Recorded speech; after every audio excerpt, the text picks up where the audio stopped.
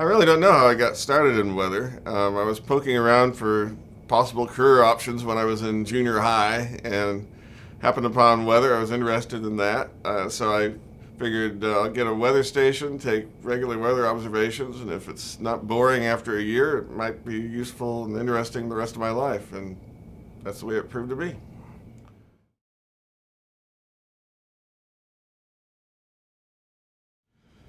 Since I'm the Texas State Climatologist, I'm serving mostly the people of Texas, and so the interests are local.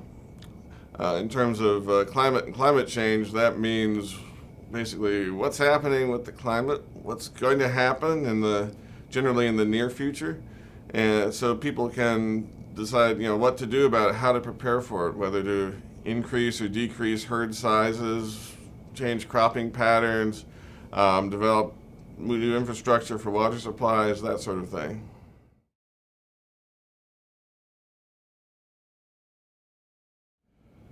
The most important aspect of climate for Texas, I think, is drought. We're sort of in the crosshairs of several different weather patterns. We get influences from the Pacific Ocean through El Nino and La Nina. El Nino tends to give us wet winters, La Nina dry winters. There's also longer-term factors called the Pacific Decadal Oscillation and Atlantic Multi-Decadal Oscillation. Both of those have timescales of about 30 to 60 years. And the Atlantic affects us in the summertime and the Pacific affects us in the wintertime. So every once in a while, they'll both be leading toward dry conditions in Texas. And that's what we have right now. Since about the year 2000, both the Pacific and Atlantic Ocean have been working against us. So that gives us the frequent droughts we've seen, several droughts over the past decade and a half. The result is that the rainfall in Texas is very highly variable from year to year and decade to decade.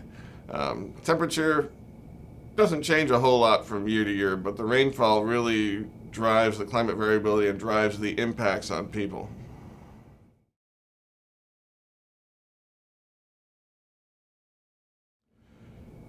In terms of rainfall, right now there's no signal in Texas that we can identify related to climate change. The long-term trend has been increase in rainfall. Climate models project a slight decrease, although there's a lot of variability from model to model. So we don't know whether the increase will continue or whether it's going to level off or decrease a bit. But the natural variability is so large that that's going to really drive the climate impacts for the next several decades. But the other important aspect of climate change is temperature, and that has been rising fairly steadily since the 1970s in Texas. And that has an impact on drought because it increases evaporation. You have less water in the soil. Consequently, there's less runoff, there's less stream flow, less water in reservoirs.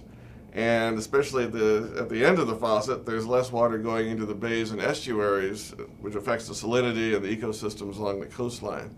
So in terms of climate change, the temperature effects are going to be more important than the rainfall effects for the foreseeable future in Texas.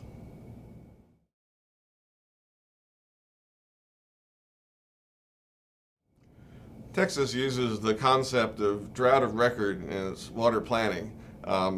Water suppliers are supposed to be able to supply enough water to meet all needs during a repeat of the drought of record, which doesn't mean necessarily identical conditions because population is increasing and water needs are changing. In Texas, for most areas, that was the drought of the 1950s. We went for several years with below normal rainfall, and 1956 was the driest 12-month period on record over the century until 2011, which broke that record by several inches. Texas statewide averaged about 11.5 inches of rain compared to the previous record of over 14 inches. That means many places got a lot more than 14 inches in the year, and many places got a lot less. Even now, the drought has continued for about gone on 4.5 years.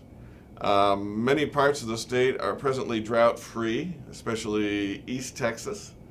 But other parts of the state, such as central Texas, north central, and parts of the Panhandle, have never really gotten out of drought. The reservoir levels are at historic low levels. So in some places, I think we've already surpassed that drought of record. Other places, we're approaching it. The drought of record is a useful concept for water planning because it's something concrete that you can plug into a model and do the calculations for, but it doesn't really represent the most severe possible drought. It's sort of a poor man's 1 in 100 year severity drought. But as we're seeing, that can be surpassed, and with climate change and increased evaporation, a 1 in 100 year drought may become a 1 in 50 or 1 in 20 year drought as we move forward.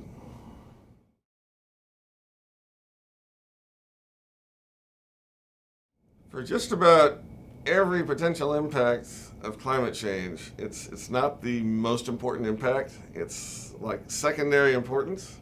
So for example, with water supplies, the population growth, projections of doubling a population in the next 60 years, that's going to drive water use much more than climate change is going to drive changes in water availability.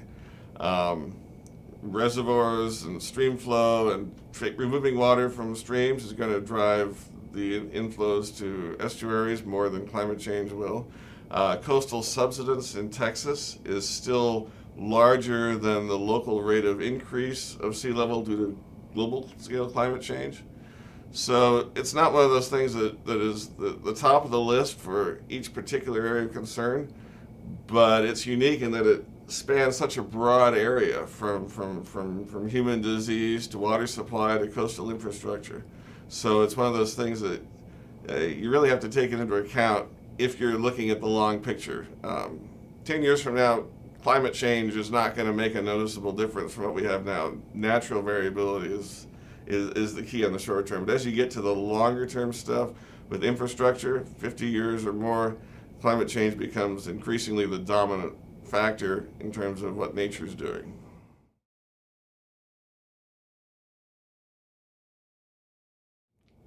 Well, even now, I think we have a lot more water than we absolutely need.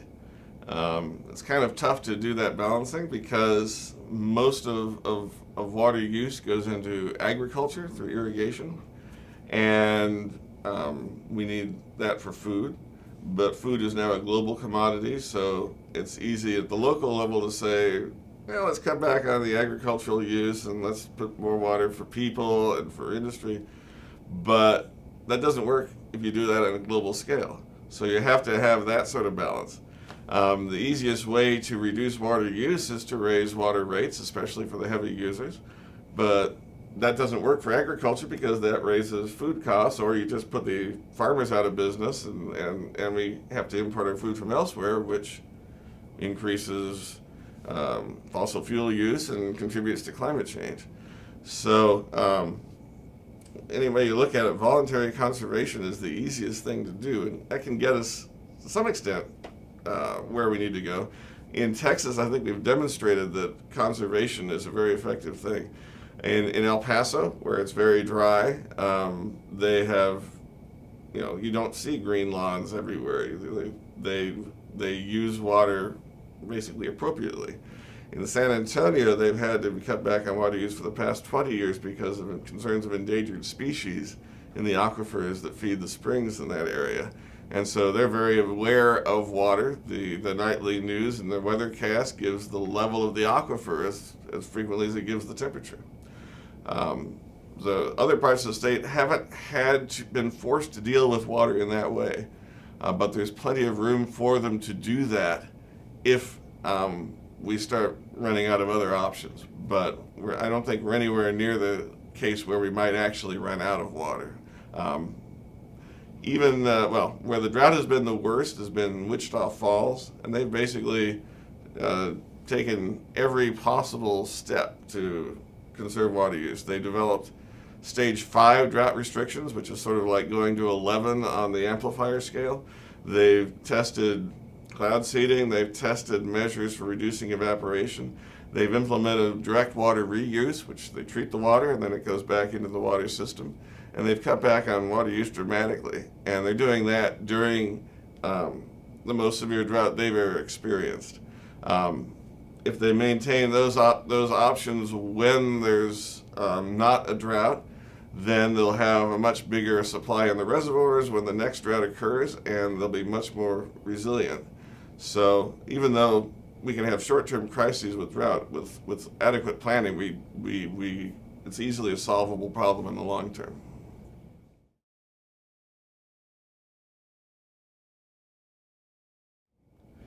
Probably the best way of thinking about it is the science of climate change has clearly established some things, and other things are still pretty much wide open. So for example, the effect of carbon dioxide on climate is as well or even better understood as the effect of the sun on climate.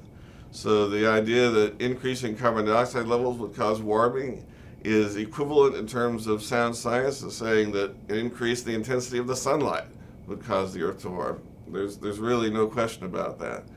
The next question, though, is how much will it warm? And even at that, we now have still about a factor of 3 in terms of the range of possibilities, given a certain amount of impact on the atmosphere and what's the response. There are a lot of reasons why that uncertainty hasn't narrowed down. Of course, it's quite annoying that it hasn't, because we really would like to have a nice specific answer as to what's going to happen to the climate.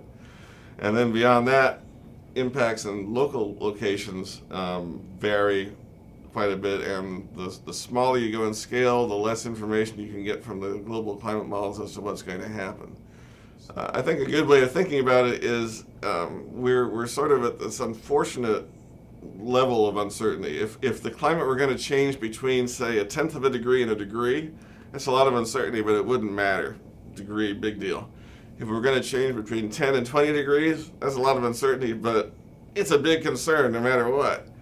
We're in the middle here. Climate's going to change between maybe 2 and 6 degrees. And at the low end, not so big a problem. At the high end, potentially major problems. So it's a combination of the uncertainty and the fact that we're at that range where people can say, at the low end, we're fine, don't worry about it. At the high end, this is going to be catastrophic, we got a big problem. And science has not yet been able to narrow down those choices. And even at that, saying catastrophic climate change, that's not a scientific statement, that's a value statement. Science can say that there's going to be economic impacts, science can say what's going to happen to nature, but whether we think that's important enough on the scale of all the human problems to do something about it is a separate issue. And how we go about it, because it's a problem that's more interrelated and complex than anything we've had to deal with so far, is a separate issue yet again. So I can't really say we have to take action on it. I can say we have to figure out what we ought to do about it, but that's as far as I can go as a scientist.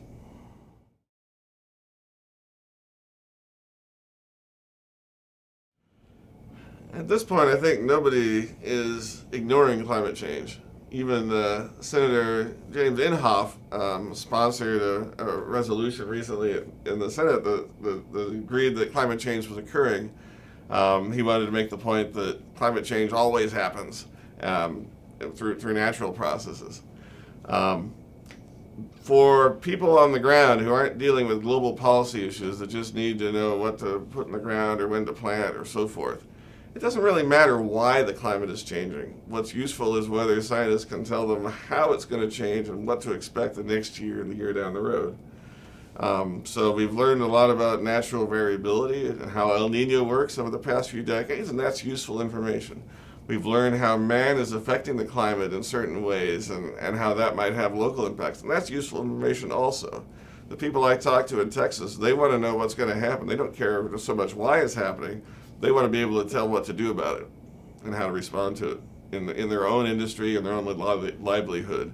The arguments about why it's happening and how to solve things globally, fortunately, that's an issue that's way above my level and it's way above most people's levels. They want to know what's going to happen next month, what's going to happen next year, what's going to happen 10 years from now. The why is much less important on an individual basis. The thing I worry about climate change is the fact that we have such a wide uncertainty level into how much of an impact it's going to have. Because, it's sort of the opposite of the science being settled. The fact that the science isn't settled as to what happens if temperatures get 2 or 3 degrees above the current level. You have to go back millions of years to find the last time that temperatures would have been that high, and they probably didn't increase that rapidly either.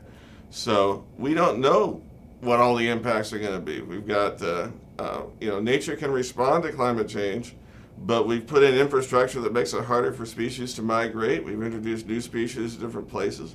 We built our infrastructure based upon the current climate, so whether it gets warmer or colder, it's going to cost money to adjust to it. My attitude is, if we were to sit down and say, is it okay to change the climate? The answer would be no. Let's leave it the way it is. We don't want to mess with something so complicated and so unpredictable. So the fact that we are changing it, that worries me.